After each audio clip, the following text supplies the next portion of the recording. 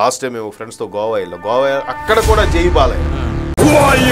10 నిమిషాలు క్లోజ్ అయ్యే ఏ పబ్ దగ్గరికైనా వెళ్ళి నిలబడు, అక్కడ నీకో స్లోగన్ వినిపిస్తుంది.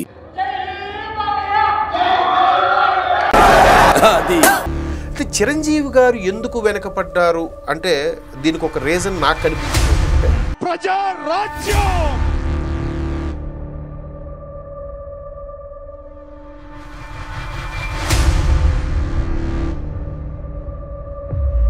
చిరంజీవి గారిని చూస్తాం, ఎంతసేపు చూస్తాం, రాజకీయాల్లోకి వచ్చారు.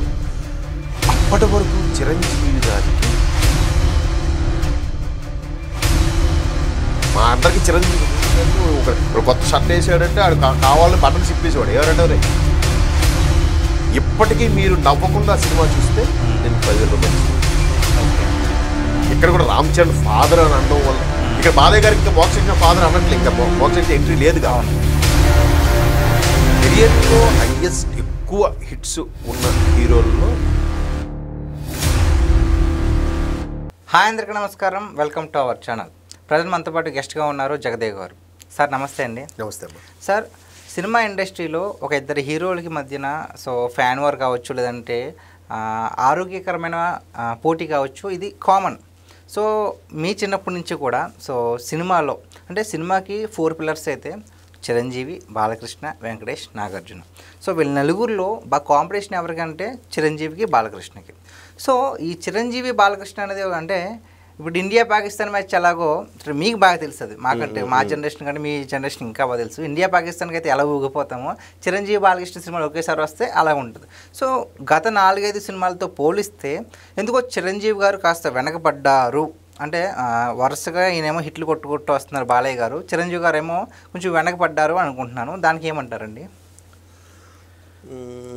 వెనకబడ్డారు అనేదాన్ని పూర్తిగా ఏకీభవించలేను, కానీ గెలుపోవటములు ఎవరు డిసైడ్ చేయలేరు, ఎవరి చేతిలో లేదు. గెలుపు ఫార్ములా తెలిస్తే ఇంకా వాడికన్నా తోపు ఎవడు లేడుగా. ఈవెన్ ఒక్క ఫ్లాప్ కూడా లేని రాజమౌళి గారికి కూడా what is the definition of victory అంటే చెప్పలేడేమో ఆయన. అంటే కాకపోతే జాగ్రత్త పడతాడు ఆయన, అదే చెప్తాడు కదా, ప్రొడ్యూసరు నా మీద పెట్టుకున్న భరోసా లేదా ఆ స్టార్ నా మీద పెట్టుకున్న నమ్మకం, ఎంతసేపు ఆ అమౌంట్ అది ఆ టర్న్ ఓవర్ అది నాకు భయం పడుతుంటుంది, నిద్ర పట్టదు, ఇది ఇంకా బాగా చేయొచ్చా అనేలాగే తప్పిస్తూ ఉంటాడు. అందుకే జక్కన్న అని అంటారు ఆయన, ఎన్టీఆర్ గారు పెట్టిన ముద్దు పేరు. అంటే ప్రేక్షకుడు ఇది ఆల్రెడీ చూసాడు కదా, ఇలా చూస్తే యాక్సెప్ట్ ఏముందలేరా పాత చింతకాయ పచ్చడి అంటాడు. లేదు, మళ్ళీ చెప్పాలి. పైగా రాజమౌళి గారిలో గొప్పతనం ఏంటంటే చెప్పి తీస్తాడు. నేను స్టోరీ ఇది అనుకుంటున్నాను, మీ ఊహకే వదిలేస్తున్నాను చూడండి స్క్రీన్ మీద అంటాడు. ఎంత గొప్ప విషయం కదా. ట్రిపుల్ ఆర్ దాని బెస్ట్ ఎగ్జాంపుల్ కదా. అట్లాగా గెలుపోవటములు అనేది దైవాధీనం. అయితే కెరియర్లో హైయెస్ట్ ఎక్కువ హిట్స్ ఉన్న హీరోల్లో చిరంజీవి గారు, బాలయ్య గారే నాకు తెలిసి.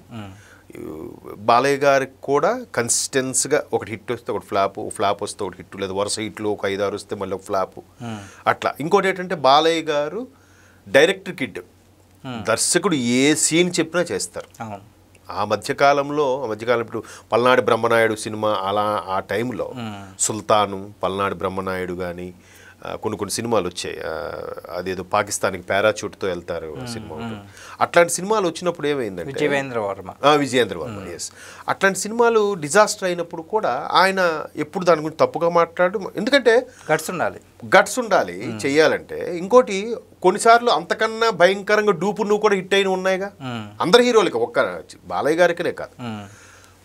కాకపోతే 60+ దాటిన తర్వాత ఎవరైతే ఇప్పుడు మంచి ఇంకా స్టార్ హీరోలుగా ఉన్నారు మీరు అంటున్న 4 పిల్లర్లలో, బాలయ్య గారికి అమాంతంగా ఒక క్రేజ్ వచ్చేసిందండి. అది నిజంగా మేబీ ఆయన యొక్క ఆ టైమింగు, లేదంటే ఆ డెడికేషను, ఆ నిబద్ధత, ఆ క్రమశిక్షణ, మేబీ మహానుభావుడు అన్నగారి నుంచి ఆయన ఎప్పుడు అదే చెప్తాడు కదా.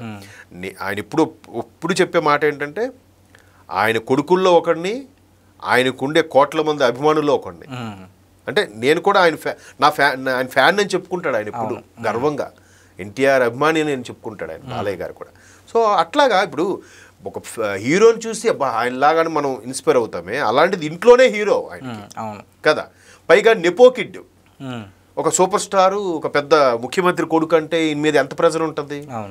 అలాంటప్పుడు ఎన్ని అడదారులు తొక్కొచ్చు, ఎన్ని చేయొచ్చు, కానీ బాలయ్య గారి మీద ఏ రోజు ఎలిగేషన్ లేదు, ఏ రోజు ఒక వివాదం లేదు.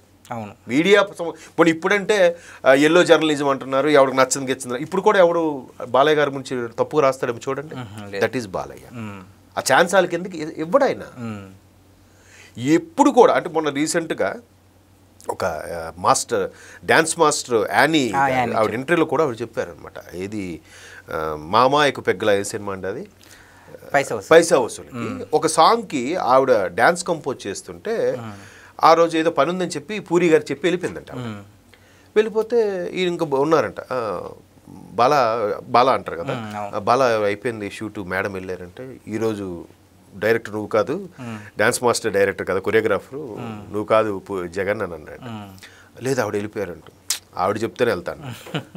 మళ్ళీ ఆవిడ ఫోన్ చేసి లేకపోతే మళ్ళీ బ్యాక్ వచ్చి చెప్పి, అంటే ఆవిడ చెప్తుంది బాలయ్య గారు అంటే ఏదో సింహము అది ఇది అంటారు, చాలా ఇదిగా ఉంటాడు ఆయన, దర్శకుడు కానీ కొరియోగ్రాఫర్ ఏది చెప్తే అది చేస్తారు. అంటే ఆ నిబద్ధత వల్ల ఏమో.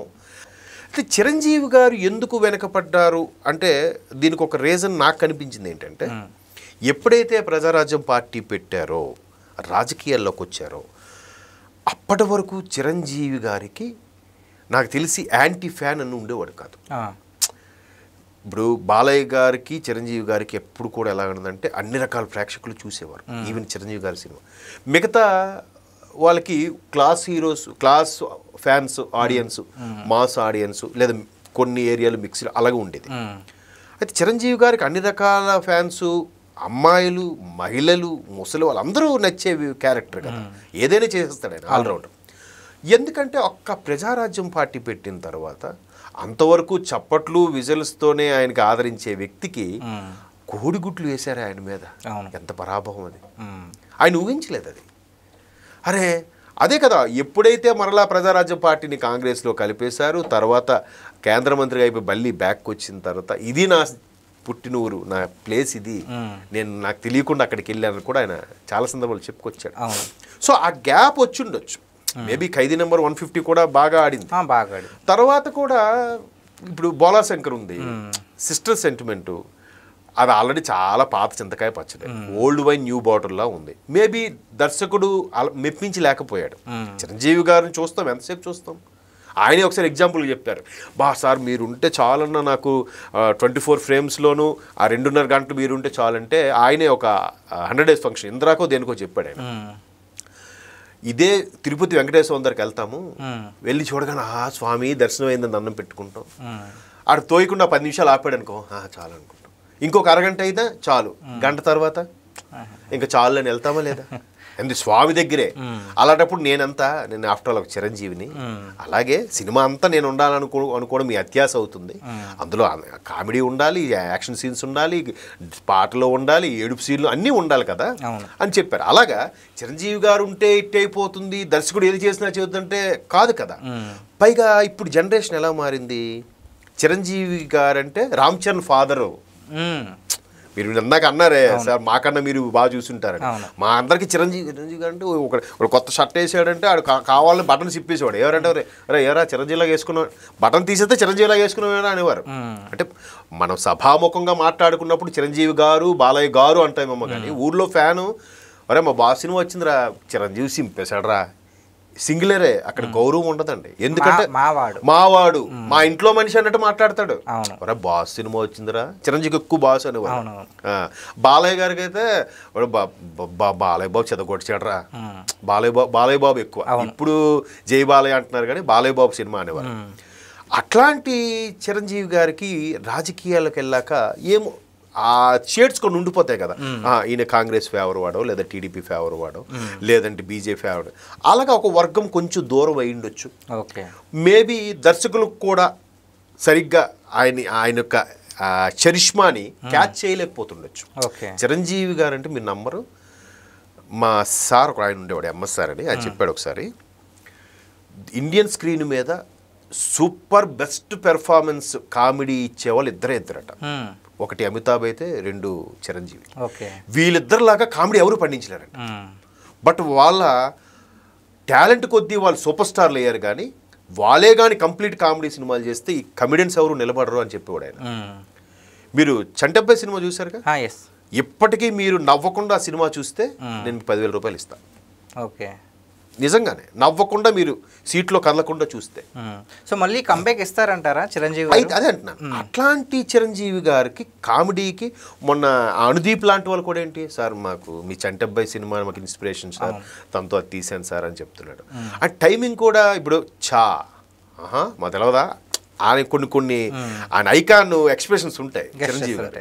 ఇప్పుడు చూడాలందులో చూడండి, అందుకేనా అంత బాగా నీ 7 వారాల నొక్కేశాడు అంటాడు సౌందర్యకి, అంటాడు ఆయన ఏడిపిస్తూ.